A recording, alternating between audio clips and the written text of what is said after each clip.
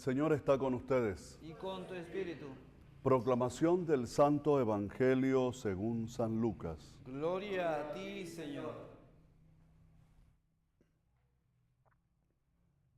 En aquel tiempo, algunos hombres fueron a ver a Jesús y le contaron que Pilato había mandado matar a unos galileos mientras estaban ofreciendo sus sacrificios.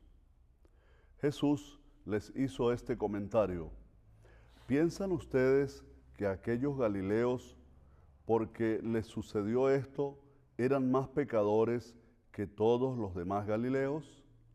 Ciertamente que no. Y si ustedes no se convierten, perecerán de manera semejante.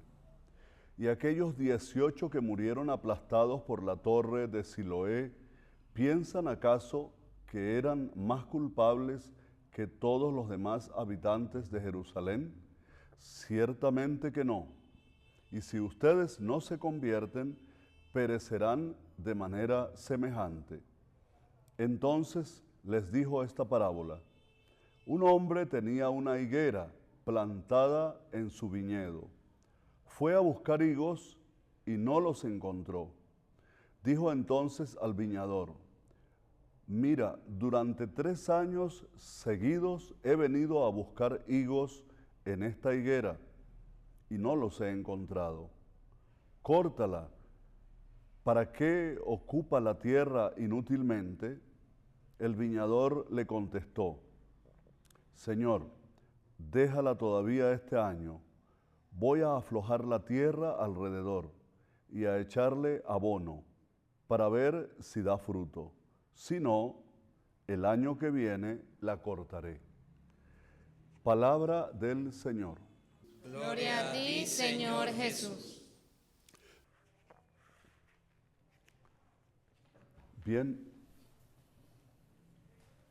estamos ante un evangelio que es continuación en esta línea que hemos venido llevando de la conversión en Cuaresma. Recuerdan que en el primer domingo, se nos habló de las tentaciones. Eran las tentaciones de Jesús en el desierto. Hace 8 días, el tema era Jesús que sube al monte Tabor y se transfigura. Y Pedro y Santiago y Juan, dormidos, confundidos, no saben lo que dicen, y la voz que se oye en la que Dios les dice: escúchenlo a Él. Y hoy nos encontramos en cambio con un evangelio en el que se nos habla de una higuera. Jesús toma una parábola muy sencilla, propia para campesinos, para gente humilde, para gente que trabajaba la tierra y que sabían lo que era una higuera y lo que representaba una higuera para un agricultor del contexto donde vivía Jesús. Una higuera, ustedes han comido higos, ¿ah? En los Andes se come mucho el higo en almíbar, el higo en dulce, el dulce de higo. Se suele comer también por Navidad el dulce de higo. Pero Jesús dice que aquella higuera era una higuera particular. ¿Por qué? Vamos a ver cuál era la particularidad de la higuera de la que nos habla Jesús hoy. Dice él que un hombre tenía una higuera plantada en su viña, es decir, en su conuco, diríamos nosotros, en su parcela. Ahí donde tenía uvas, tenía también una mata de higo. Y fue a buscar higos y no encontró. No encontró ni un solo higo. Qué decepción, ¿verdad? Porque, bueno, probablemente es que había ido muchas veces a buscar higos y no encontraba, ¿no? Durante 3 años, dice. Durante 3 años, el 3 en el Evangelio es un número que indica plenitud. Es decir, durante mucho tiempo hace que yo vengo a buscar higos en esta higuera y no encuentro nada. Entonces Jesús está usando la higuera como para recordarnos a nosotros el deber que tenemos de dar frutos y no ser higueras estériles que pasan por este mundo sin dar fruto. Mi pregunta inicial es, ¿somos acaso nosotros higuera estéril? Como la de la parábola que hoy nos presenta Jesús. ¿Somos nosotros además, pregunto, no, debemos preguntarnos ustedes y yo, ¿soy yo acaso una decepción para Dios? Ustedes han vivido las decepciones.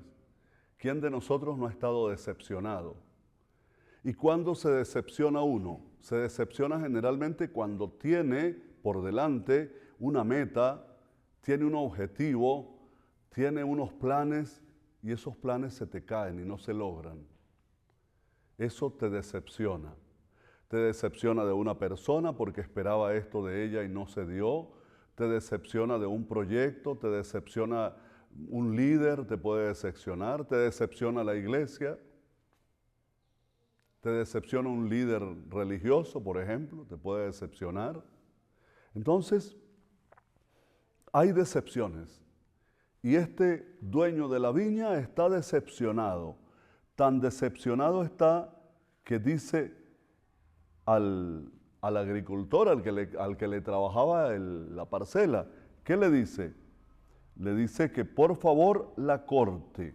La palabra es tajante. El verbo está en imperativo, el verbo cortar. ¿Cómo sería el verbo cortar en imperativo? Córtala. Eso es lo que dice el Evangelio. Córtala. Pero el amor de Dios es muy grande. Eso es lo que provoca, de verdad. Eso es lo que provoca. Quiero tomar unas preguntas que se hace el padre Pagola en este artículo. Él dice, ¿para qué una higuera sin higos? ¿Para qué una vida estéril sin creatividad? ¿Tenemos o no tenemos eso? Una vida estéril sin creatividad. Le tenemos miedo a la creatividad. Tenemos miedo a hacer las cosas distintas. Tenemos miedo a atrevernos a pensar en una iglesia distinta. Una iglesia capaz de hacer cosas nuevas. No importa que te critiquen, el primer creativo fue Jesús. El primer creativo fue Papá Dios, el Creador. Recuerdan, en el Génesis, todo era un caos. Y en ese caos Él comenzó a crear árboles, pájaros, animales, y luego el hombre, ¿no?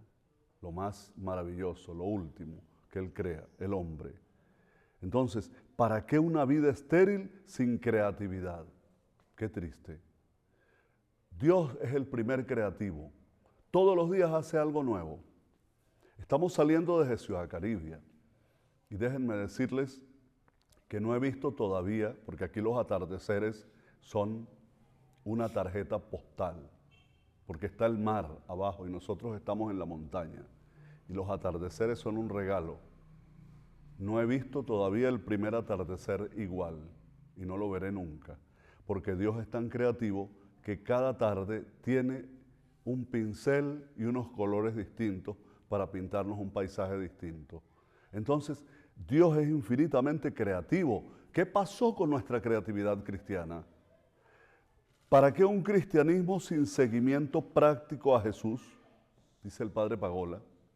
¿Para qué un cristianismo sin seguimiento práctico? Práctico. Cristianismo no tiene sentido si no es práctico. ¿Para qué una iglesia sin dedicación al reino de Dios? Preguntas que nos hacemos. Una iglesia que no construye el reino ha perdido totalmente su objetivo, porque el objetivo de la iglesia existe para construir el reino de Dios, para que el proyecto de Jesús se haga realidad. ¿Para qué una religión que no cambia nuestros corazones? Esa es otra pregunta.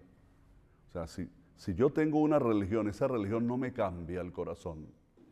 Si esa religión me hace cada día más duro de corazón, como hemos visto estos días atrás, recuerdan ustedes esta semana, hemos visto corazones endurecidos, contentos, frotándose las manos por nuestros pobres muchachos inmigrantes que no deben nada.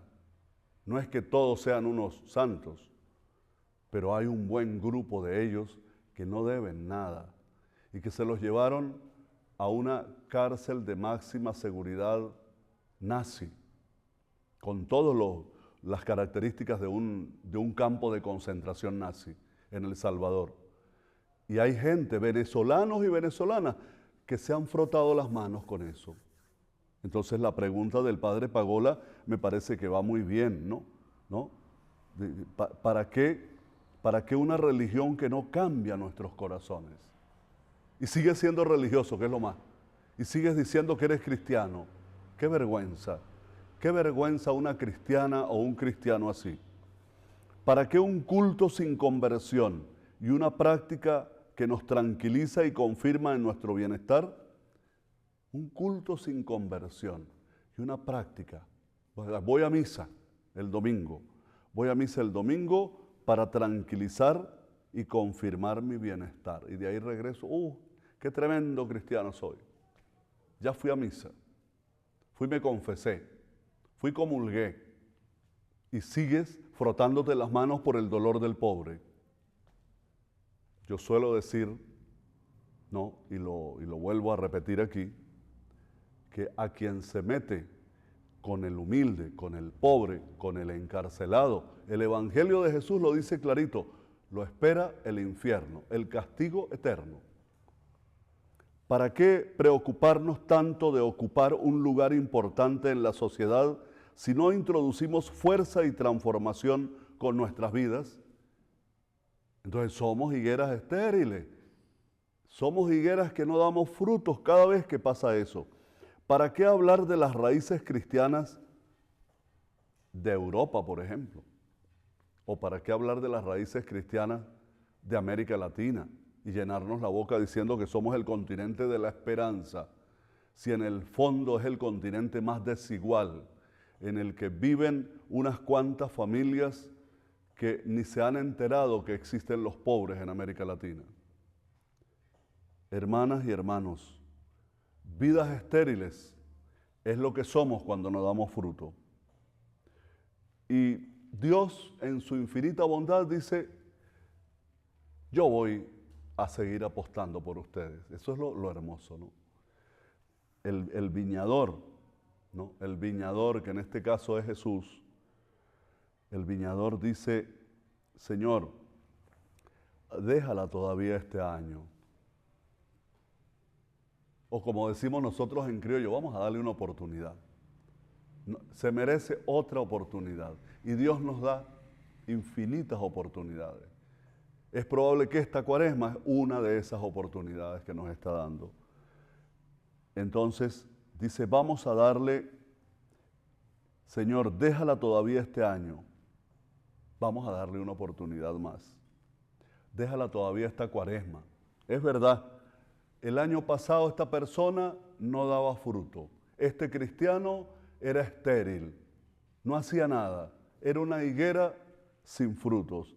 Sin embargo, vamos a dejarla todavía este año. Voy a aflojar la tierra alrededor, a echarle abono para ver si da fruto. Qué bonito, ¿no?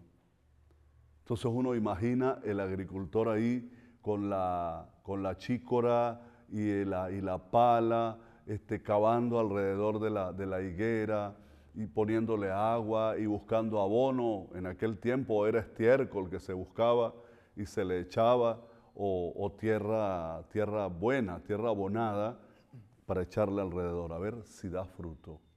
Es lo que hace nuestro Señor.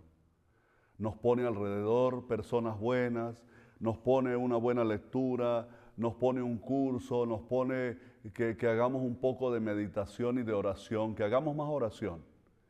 A ver si ahí en la oración encontramos la salida para ser creativos y para comenzar a dar algún fruto en favor de la sociedad. Nosotros estamos llamados a ser la presencia de Dios en medio del mundo. No olvidemos eso. Hay un autor por ahí, un místico teólogo jesuita español, el padre Javier Meloni, y su último libro, que es un poema hermoso, se llama Somos su secreto. Así se titula el poema. Somos su secreto. Nosotros, ustedes y yo, ustedes los que me están siguiendo, somos el secreto de Dios. A través de nosotros es que Él quiere revelarse al mundo. A través de tu vida y de la mía, de tu sonrisa, de tu entrega, de tu sencillez, sin palabras tan complicadas, como suele decirme la gente a veces por ahí, sobre todo en el canal. Me gusta mucho porque me dicen que les hago unas homilías que son sencillas y profundas. Lo de la profundidad lo pones tú. Yo simple y llanamente soy un instrumento, pero de lo que sí estoy seguro es que trato de usar palabras sencillas para que tú me entiendas qué es lo que Dios quiere decirnos en cada evangelio y por dónde tiene que ir nuestra reflexión de cada domingo. Entonces yo les invito a que hagamos más oración, a que nos quedemos más en silencio, a que tratemos de saborear la palabra de Dios. Hoy les dejaría una pregunta. ¿Qué tipo de higuera soy yo? Hace un año, ¿acaso yo era la higuera estéril, esa que vuelve hoy este año el Señor y me vuelve a encontrar vacía? ¿Acaso soy alguien que vive de la religión, pero el corazón es indolente, tan indolente que se alegra del sufrimiento ajeno? Si eso está pasando en mí, preguntémonos, porque esta cuaresma podría ser una oportunidad. Este domingo de hoy y esta semana que viene podría ser el día de tu conversión, podrían ser los días de tu conversión, para que te prepares a vivir una vida verdaderamente auténtica como cristiano. Ahí les dejo eso como reflexión, que así sea.